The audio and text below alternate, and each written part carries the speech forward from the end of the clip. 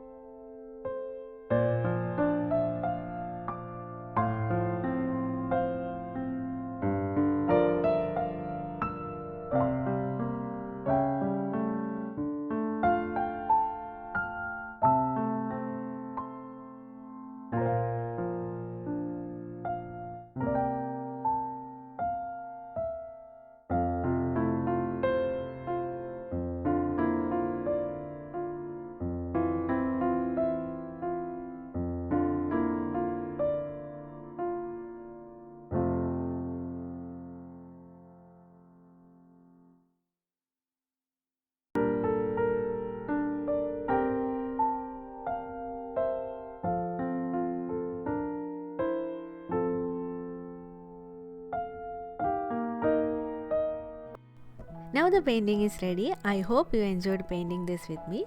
Just give it a try and recreate it and enjoy the process. And also you can share your recreation on my Instagram, or you can email me at artistrenjitha@gmail.com. See you in the next video. Till then, take care.